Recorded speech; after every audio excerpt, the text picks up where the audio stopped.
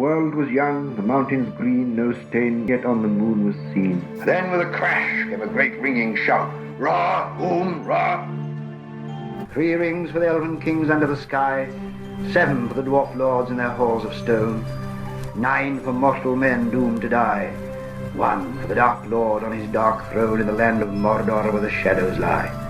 1 ring to rule them all, 1 ring to find them, 1 ring to bring them all, and in the darkness bind them in the land of Mordor where the shadows lie. It's talking about Tolkien, Ben. It's talking about Tolkien, Nate. This is going out on, I'm guessing, the 19th? Oh boy, you really put me on the spot here. No, this would be the 26th. Okay. That's plenty of time to talk about the fact that, little known fact that Tolkien actually wrote about Hulk Hogan, Ben. Yeah, I had a feeling you were going to do that. I thought you were going to tell me Hulk Hogan wrote a thing about Tolkien. And Hulk Hogan actually was very interested in the Noldor and their accomplishments, and perhaps the racial overtones of that. The racial overtones. He had a funny feeling about those Easterlings, brother. He never did like them. Really like that part where they said, "Rise, men of the West." Because that means me, brother. We all know. No, we're talking about the Black Gate is closed, Ben. You know, there are a lot of people who only listen to talking about Tolkien who have no idea what this is in reference to.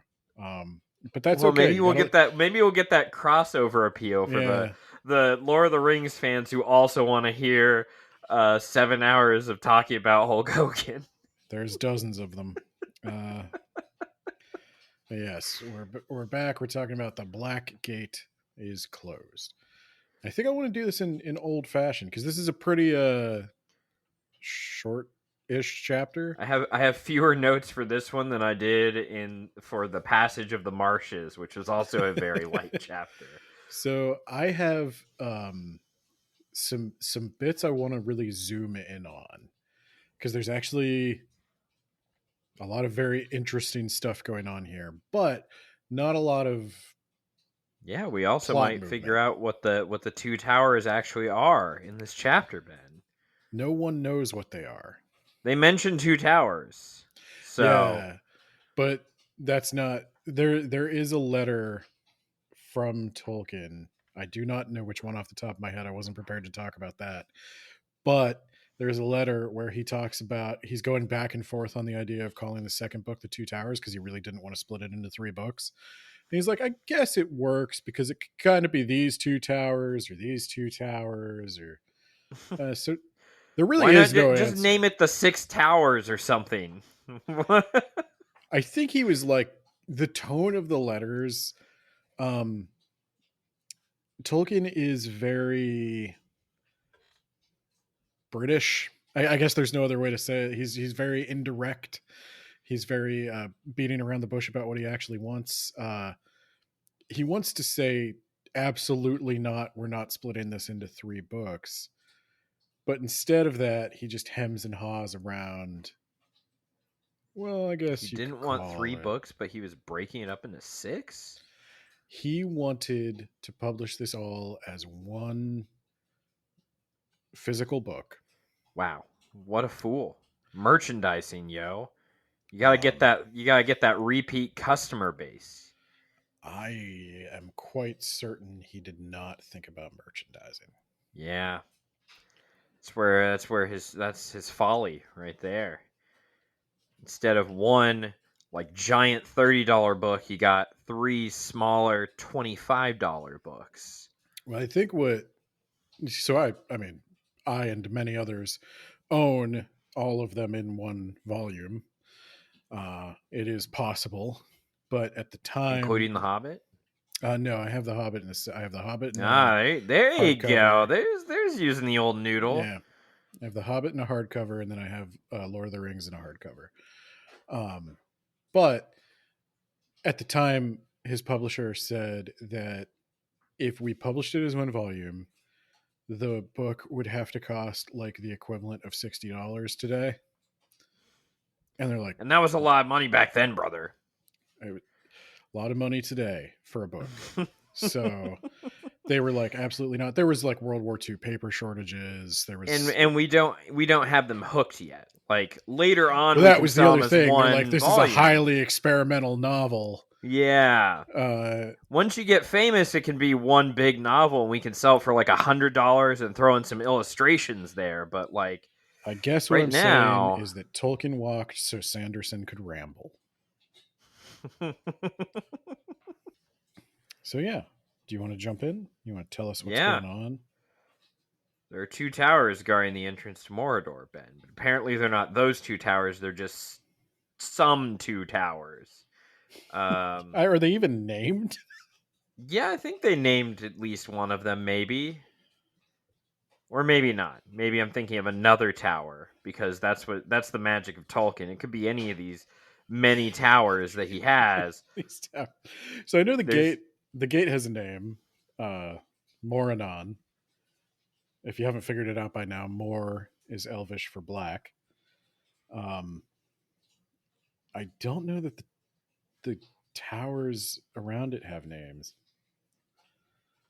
We're talking about the towers that the men of Gondor built. But well, then there they was Minas Ithil, but then that became something else. Does that become Cirrus Ungol? I can't remember. no. So okay, we got to correct some things here right off the bat. All In right. Elvish, and I've told you this before, and you've made the joke you're I about to will make. absolutely not remember this the next time I bring it up You're on here. going. I promise you, you're going to make a joke as soon as I say this that you have made at least twice before. In Elvish, C is always hard. God damn it. It's Kirith Ungol. like And the shipmaster. that's Círdan. Yeah. Yeah, like the Yeah. shipmaster. He also has a hard C. All right. I did that on purpose. But no, Minas Ithil becomes Minas Morgul. Yeah. So what the fuck is Kirith Ungol? Kirith Ungol is the path or the road. Because The name of Ungol, a famous past and also a long-running American heavy metal band. It could be either. The no, two Ungols is what this book should be called. I wanted to look this up, but I was going to save it for Faramir. So we've talked about Ungoliant. Oh shit! I mean, I saw that and I was like, does that have anything to do with the giant super spider? Yeah, it's funny when okay, so in Sindarin, or Sindarin, I don't know why I said it so weird.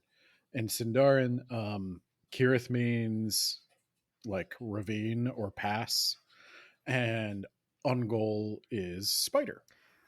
So it's Oh, the this is spider's just the path pass. that goes through the lair of Shelob. Yes. Okay, I've It got is you. funny though, because like Faramir, who speaks Elvish, He and would. Frodo, Boromir who, wouldn't waste his time on Elvish. well, we kind of find He'd be out in the that gym getting the gains. native language of Gondor is a dialect of Elvish, but Frodo and Faramir both speak Elvish, and it's funny that they're both like, "I wonder what the path of Cirith Ungol could be." It's like, well, it's something to do with spiders. We know that much, but I guess they could it could refer to like a path that you have to spider climb. I don't know. And we've seen those spiders in Mirkwood. I mean, you just throw one stone and they die. So Yeah, I mean how they're hard could it be? pretty big, but like I can take them. I don't think it's So physically possible for a spider to be larger than that. yeah, I agree. That'd be real scary. I would not like that. So Sam and Frodo are camped out with our good friend Gollum, sweet, sweet Smeagol, who would never ever betray them. And they're watching the gate in the distance, and they both first Sam is like, well, So we're fucked then, right? Like, we all agree we're not getting in there without being seen. As they look up at the Black Gate, I'll DM this for you a little bit. They see that there are ancient towers along the top that were built by the men of Gondor in their hubris. Right after the defeat of Sauron, Sauron fled, and they built these towers to guard against his ever coming back. But then Gondor, the economy sort of went south, inflation went up, and the budget for maintaining these towers just kind of went down, and they eventually abandoned them. But oh, hey, look, Sauron did come back, and now he rebuilt these towers, and orcs are staffing them. So there's a lot of infrastructure now that he didn't have before. So that's going to be some sort of bonus to his defense.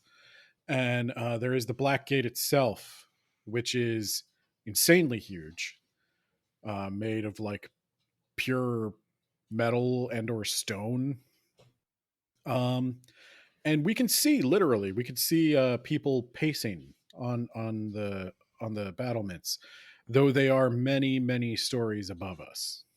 And presumably they can see for quite a ways around the absolutely barren field of no vegetation whatsoever.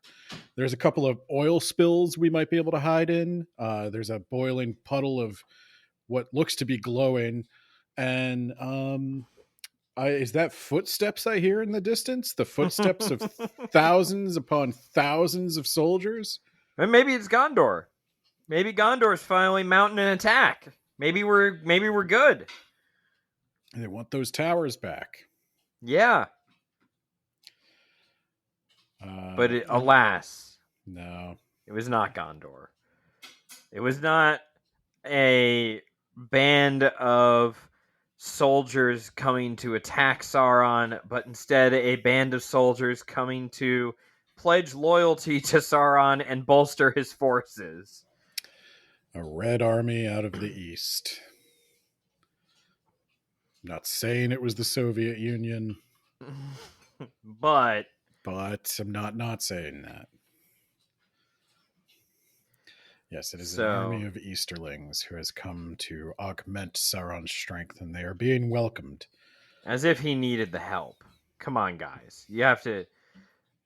Look, we're playing, like, you know, it's 5-on-5 basketball, but, like, 3 of our men aren't on the field, so you have to sub a few of your guys for our team. It's only fair. We can't play this game if it's 2-on-10, you know? Yeah. Yeah, but Sauron, he knows that basketball isn't played on a field, and he doesn't care. Damn. He really is evil. So yeah, Sam is basically like, well, we're gonna die, I guess. And Frodo's like, yep, but I said that I would make this trip, and since this is the only way we're aware of, we're going through that gate one way or the other. This is the only way, right, Gollum? Right? There's no other ways? I am commanded to go to the land of Mordor, and therefore I shall go. If there is only one way, then I must take it. What comes after must come. And Gollum is like, well, now hold on, guys. I thought you just wanted to see the gate.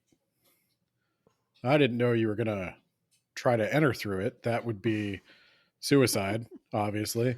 What are you doing? Why are we here, guys? Gollum's asking some reasonable questions.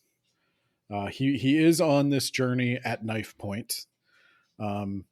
He was forced to swear an oath that he would obey or be killed, so he hasn't been asking a lot of questions at this point. But now he's kind of like, okay, well, remember that thing I said about the precious, that I swear I will do whatever it takes to prevent it from getting back to him. I'm starting to have some creative interpretations of that oath, Frodo. What are you doing walking through that gate? And Frodo begs him not to do it and says there's another way. And they, of course, are like, well, why didn't you tell us this before? And he's like, I have no idea what you're doing. You Yeah, won't tell me. you said that we got to come here, and so I brought you here. What are we doing, by the way? What is this? What what's is this going weird on? thing that we're doing? I don't know why we're not just taking the precious and like, you know, heading away from here to start building our own forces to fight the war. Why are we up here? And Sam is Sam's thinking to himself. He's putting on his thinking cap, and he's like, I don't know about this other path, but I also, it's probably a good thing he. Eventually, we're going to have to tell Gollum what we're here to do, and he's going to try to kill us. And no, I maybe guess we could trick him. You know, we're like, hey, we're just going on a mountain hike real quick. Yeah, well, so Sam's. I heard there was a hot springs around here that's full of red glowing magma, the best kind. We just want to take a dip in that. You wait here. Yeah, they're wondering how Sam's wondering how long this can go on. Frodo's kind of wondering the same. Will Gollum figure it out and betray them? Has he already figured it out and is planning to betray them? Spoilers. He has not figured it out, but he is planning on betraying them. Sam does know that. He witnessed Gollum's conversation with Smeagol, or as he calls them, Slinker and Stinker. In the 50s, that hit a lot harder. Yeah. A lot of things hit a lot harder in the 50s. I don't know what you mean by that. Like our income. Like Hulk Hogan? I think he did say that he wrestled The Undertaker in the 70s, which I think, like, The Undertaker would have been in, like, 5th grade at the time that he said that match would have happened. So Frodo says something that's going to come up again in this book 4 as a motif. Elrond, when they left, told Frodo that he would meet a lot of strange people on his journey, and he would find help where it was not looked for. And so Frodo is trusting to that sort of prophecy again, and he says that he believes it is Gollum's fate to help him, and it's Gollum's fate to help him, and he will accept the help where he least look for it. But he warns Gollum, and this is where things get a little real. So, some fun foreshadowing too. Yeah. He says, so when Gollum's like, hey, look, if you guys want to be rid of the precious so bad, just give it to me. I'll take it. Yeah. You know, I'll take it. I'll run. I'll hide under the mountain again. Nobody will ever find it. It'll be great. And Frodo's like, you said something that bothered me, Gollum. You said I should give it to you. I need you to put that thought out of your pretty little head. Okay? Because you will never get it back. In the last need, Smeagol, I should put on the precious, and the precious mastered you long ago. If I, wearing it, were to command you, you would obey, even if the command were to leap from a precipice or cast yourself into the fire. And that would be my command, Smeagol. So have a care. And Sam's turns like, to be prophetic. Yeah. Sam's sitting there, he's nodding, he's like, yeah. That last part was a little weird. What? He's like, wow, Mr. Frodo's getting a lot sterner, a lot more dominant, I think I would say. I'm into that. Yeah. Step on me, Daddy. But Smeagol's like, hey, no, look, it's not a trick. I'm just taking you to another path. And in a future chapter, it will be funny that Smeagol never says the name of the path despite knowing it. Mm-hmm. Because though Smeagol does not speak Elvish, he presumably knows that the path is named the Spider Path. So he's a little cagey with that. He's like, no, I know a secret way. There's just this staircase that these guys built for no reason. Doesn't go past anything weird. It's just sneaky way in. Yeah, Nobody knows and about it. they would never expect an attack to come from that direction because they've got silent watchers, Ben. He's got silent watchers, and the only way to go over there is either taking bridgeheads or a ton of boats, and then the Dark Lord would know of their movement, and he's got silent watchers. But we're just gonna like sneak on in. He's expecting maybe an army, or maybe he's not even expecting an army. He's pretty content that like that is a secured front, and even if it's not, he's got these weird, mysterious, creepy beings that I assume we never even meet that are even worse than orcs, and we're just gonna sneak on in there and go up a magic staircase. Don't worry about it. Well, so Gollum knows that the route goes past Minas Ithil that was now Minas Morgul.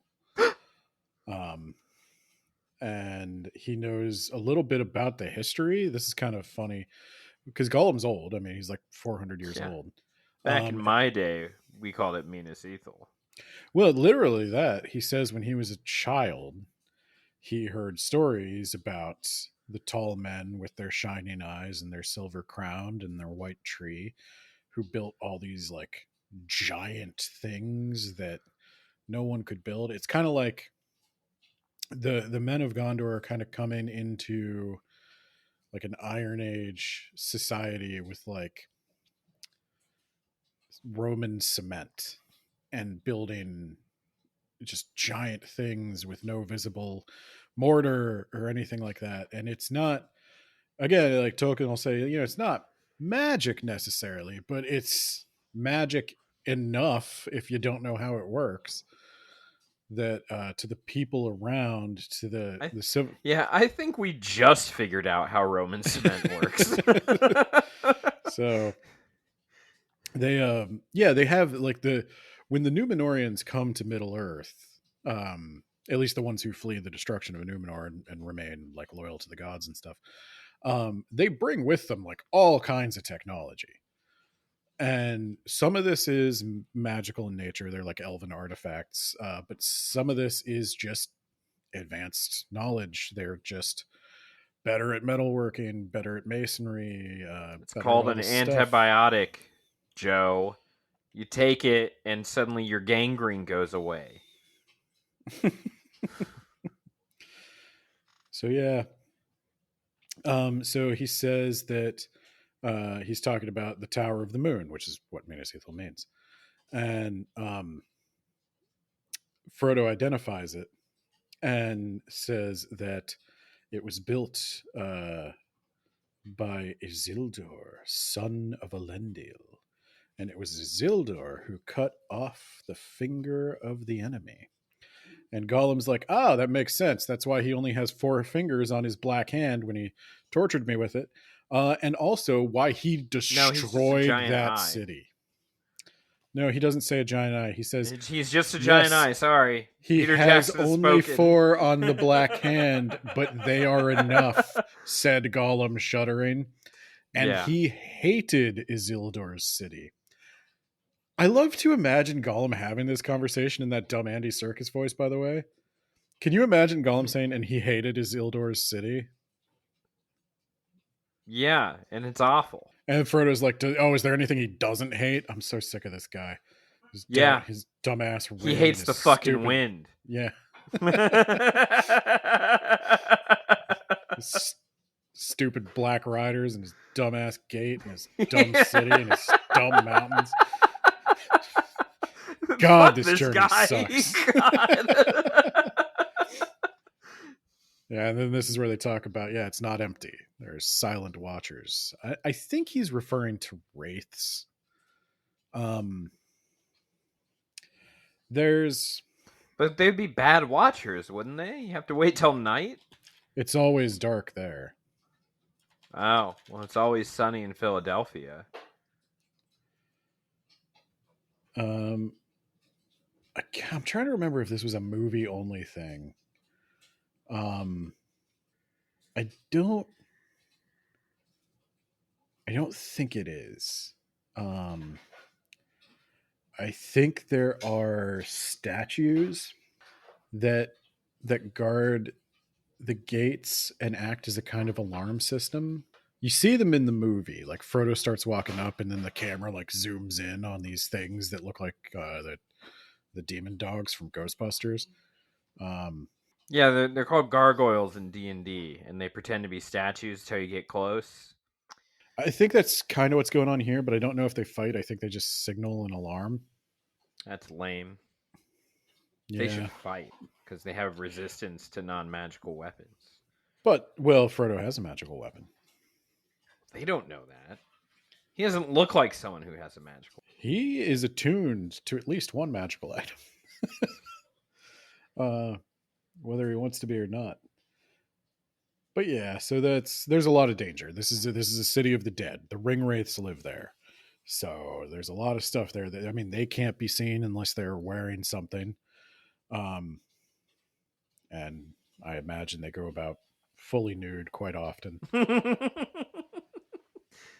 They can't be seen unless they're wearing something, even at like night. Yeah. Huh. Frodo can only see anything about them when he has the ring on. If you're somebody who can see into the spirit world, you could probably see them, but so why did they bother putting on cloaks after they located Frodo? Just have a naked ring wraith hang out on that bridge.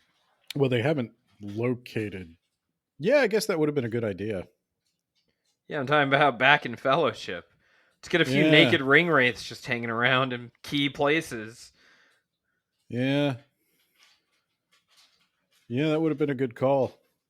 I don't know. Maybe they didn't want to leave the horse.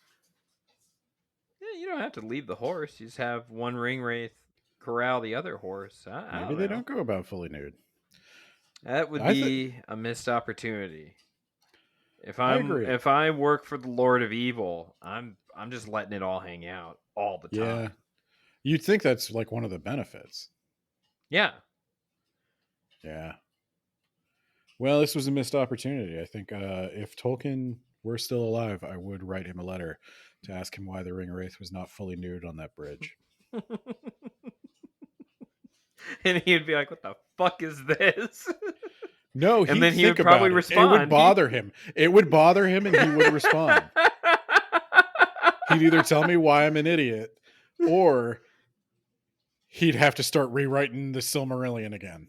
He'd have to start all over. Because that would be ungentlemanly, and even evil has to have some sort of code of conduct, you know? I think he would say arrogance, maybe. I don't know. Yeah, I could see that. I mean, they did stab Frodo, and then there's just like, any day now he'll be transformed into a wraith and he'll come over with that ring. Well, they would have to be fully nude, like no weapons, no armor. I mean, I guess, yeah, they probably could just strangle a hobbit, you'd think. But Aragorn's there too. So like once Frodo lifts off the ground and he's choking, Aragorn's going to start waving some sticks around. You just get all the ring wraiths nude on a bridge, and then when our heroes approach, you just tackle them all. I know. Dogpile on them. You got to read the letters of Tolkien, because if we wrote to him with this question, I think this would bug him. I think he'd probably come back, because there are a few people who catch him in like certain things, and he's like, okay, look, it's a book, you know. I need stuff happens in books, like he talks about the troll named William or whatever, but he's like, yeah, he probably would have given us one of those, like, oh, it's just a book, like, or he'd have made up a complicated through line that he would then have to make sure lined up with everything else he'd ever said about why they had to be wearing the cloaks on that bridge.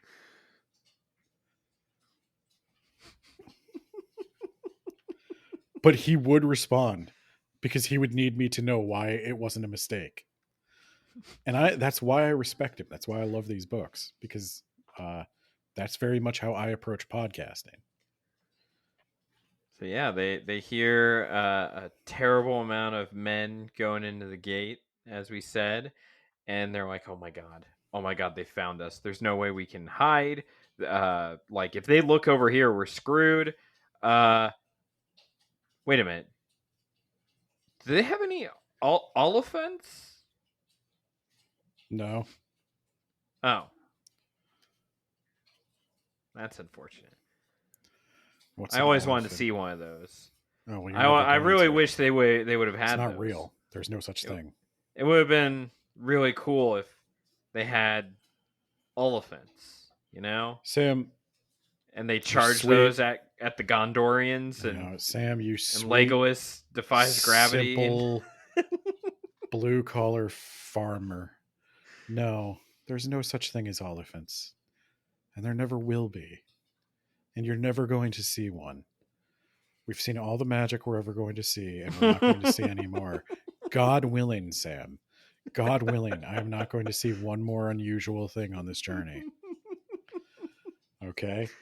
Stop bringing that voodoo into my life, Sam. Yeah.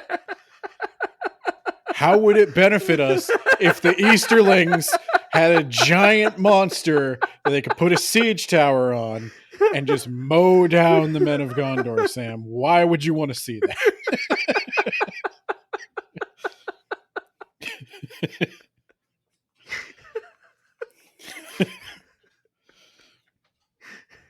Stupid fucking mountain and its dumbass volcano and its fucking... It's like, wow, this ring's really changing, Mr. Frodo. I know why you're acting so bitchy, Mr. Frodo. It's the ring.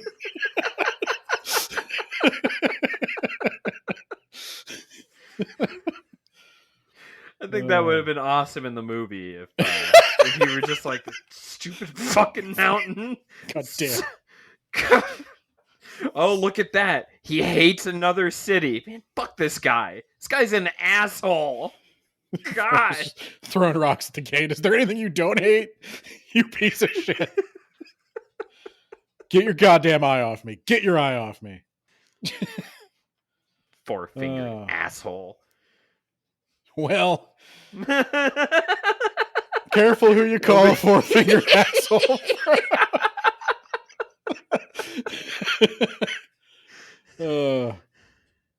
Yep. Don't, this is, Mom always used to say that. Don't ever make fun of somebody for something you wouldn't want to happen to you. That's how you get cursed.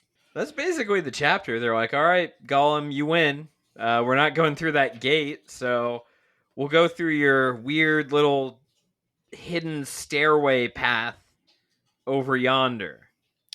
So, yeah, okay. So there's a couple of interesting conversations. So they ask Gollum why this path is going to be better than the path that's in front of them. And Gollum says that, and again, please imagine this in the Andy Serkis voice. Hobbits must try to understand. He does not expect attack that way. His eye is all around, but it attends more to some places than to others. He can't see everything all at once, not yet. You see, he has conquered all the country west of the shadowy mountains down to the river. He holds the bridges now. He thinks no one can come to the moon tower without fighting a big battle at the bridges or getting lots of boats, which they cannot hide and he will know about. And please imagine Andy Serkis saying that in his cartoon voice. Gollum's surprisingly insightful analysis of Mordor's defenses. And Sam is kind of suspicious at this point. He's like, this is the juicy fish guy, right? That's who's talking to me. You seem to know a lot about Sauron's plans for somebody who I caught trying to fish a dead body out of the marsh not 2 days ago. Have you been hanging out with orcs, talking to them? You some kind of spy, Gollum? And oh my word! How dare you, Samwise Gamgee?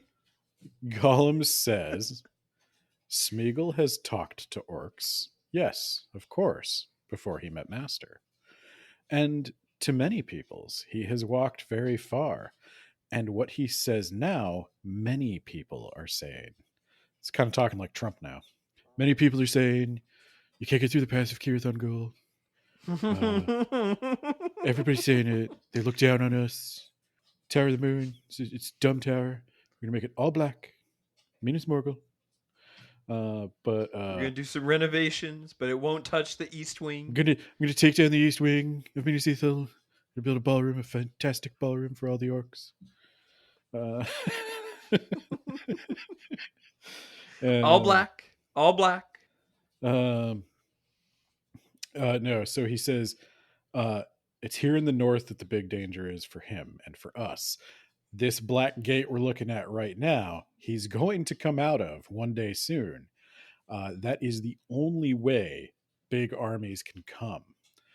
But away down west, he is not afraid, and there are the Silent Watchers to warn him if anything does come through. So Gollum actually, this is a big difference. I think this is a big departure from the movie. I really can't imagine Andy Serkis's Gollum saying this, though I know Andy Serkis did do the audiobooks for Lord of the Rings recently. Oh my god. So my god. I listened really? to yeah. So I started listening to his version of the Silmarillion. I was out on a walk one day and it was on Spotify. And he's really good, actually. It's really good. I did not listen to any of the Lord of the Rings stuff. I assume he does the Smeagol voice. So I don't know how he chose to act out these parts. I guess I shouldn't say imagine this in the dumb voice because it probably exists. Well, he has probably read these passages. Yeah. So, yeah, I mean, but Gollum, a big departure from the movie, in my opinion, is that Gollum is not a puppy. He is a fully aware adult capable of recognizing that there are armies in the land and that they want things and that they have tactics and strategies, and he's capable of making choices and talking to people and getting information. So yeah, I kind of like this characterization of Gollum, and I also think it kind of maybe shows a different interpretation of the Smeagol personality returning. If you want to have that conflict in Gollum's head. Yeah, only he'd already decided to betray the hobbits the chapter before this. No, he's definitely, I'm not saying he's conflicted about what he wants to do. He knows he wants the ring back. He knows he's not going to let Frodo get away with it. Okay. But as long as we're all on the same page. I do think being reminded that he was Smeagol. Now, and like I said, Smeagol was always a criminal and he was always up to no good, but he wasn't unintelligent. And so the Smeagol coming back, he's coming back to not just being the cave monster anymore. He's in the world. And so he was released from Mordor, as we know, after being tortured. We've known that from the beginning. And he crawled around Mordor for a while, and he knows things about the land that really no one else knows. And Sam says, well, this all sounds too good to be true. If the path is still there, it'll be guarded too. Wasn't it guarded, Gollum? And Gollum's like, fucking dumbass hobbit. And Frodo repeats the question a little bit more sternly with some of that new voice he's got. Is it not guarded, Smeagol? And did you escape out of the darkness, Smeagol? Were you not rather permitted to depart? To which perhaps Smeagol replies, "It's all in my video game, dog. Just check it out. I escaped. It's pretty great. Everyone loved it." Yeah, he's like, my buddy Aragorn, you might remember him. He beat you, starved you, and dragged you across half of Middle Earth. I can't wait until that movie comes out, by the way. It's going to do wonders for that character. he told me that he thought you were on some kind of errand. And Gollum says that is a lie, and he gets really mad at the naming of Aragorn. He's like, that guy's a dick. Don't believe anything he said. I did escape all by myself. And yeah, maybe on the way out, he said to look for the precious. And maybe I definitely have been doing that, but not for him. Not because he said so, because I'm addicted to it. I am an independent hobbitses that don't need no Dark Lord. I have no use for a Dark Lord. I do want that ring, though. I need to touch it. Can I touch it? Let me touch the ring. just let me a touch little the ring, touch. Frodo. Come on, just a little touch. Come on. I take you by secret ways that nobody else knows about. Come on. Let a golem get its roxes off. And it is funny because Tolkien drops here in the narrator voice. He says, for those of you paying attention to Elvish, the name of the pass was Cirith Ungol, a name of dreadful rumor. Aragorn perhaps could have told them that name and its significance. Gandalf would have warned them. But they were alone, and Aragorn was far away, and Gandalf is presumed dead. So, yeah. And there's one other thing I want to, or let me see, maybe there's a handful of other things, maybe just one or two. Couple of Silmarillion mentions. Don't know if you caught them. Obviously I did, but why don't you point them out so that everyone else catches them as well? So Frodo's he's lamenting his fate. A simple hobbit of the quiet countryside expected to find a way where the great ones could not go or dared not go.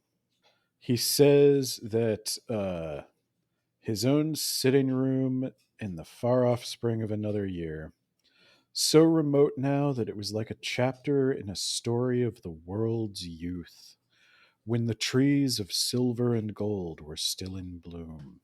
Frodo knows about the two trees, which is even funnier because if he knows about the two trees, then he knows what happened to the two trees, and he's definitely going to know. Wait, Ungol, like Ungoliant? I don't know. I don't know what that has to do with anything, Ben. Wait, like the giant spider Ungoliant? What was the name of this pass? That's why let's not. It's not important. And yeah, then I actually do think that is the last thing I noted. The last thing I had noted was actually about the Oliphants, and Sam asking Smeagol if he's ever seen an elephant. He's like, Smeagol, you get around a lot. Like, you've talked to orcs and dark mages of the ancient world. And Smeagol's like, tortured by them, but yeah, we can call it talk to them. Yeah. He's like, they ever talk about an oliphant? Frodo's like, if I hear one more goddamn word about elephants, you're going home, Sam. And then, yeah, they go to bed. I do like, though, I'm joking a little bit, but I do like, we've talked about the big difference in Frodo's demeanor from the movies. And there is a thing as he goes along where he's almost annoyed that it's not over yet. Like every day he has to live just makes it a little bit worse in so many ways, because he's got the pressure of the ring. The Sauron being so close by is affecting him. And also he just knows he's going to die soon. But it just, every day fate is like, not today, maybe tomorrow. Not today, maybe tomorrow. And he's just living like that. And it's starting to chip away at him. And he's just like, whenever anybody offers him any kind of like when he thinks he's reached the end, he's like, okay, well, I took an oath that I have to do everything I can possibly do to get this ring to that mountain. And now I'm going to go through this gate. I'm going to get caught immediately. They're going to tear me apart and they're going to take the ring, but at least it'll be over. Smeagol's like, actually, there's another way. And he's like, God damn it. There's just a little bit of that tone in him. And then he'll like get kidnapped by Faramir. And he's like, oh, well, sweet death is going to come at the hands of men, I guess. Faramir's like, actually, I'm the coolest guy in the whole damn book. He's like, God. He's like, I gave you supplies for another 3 weeks. He's like, wonderful. Yeah, great. Just more time living in this world. Great. With my oath and this ring and the Dark Lord. Wonderful. Thank you, Faramir.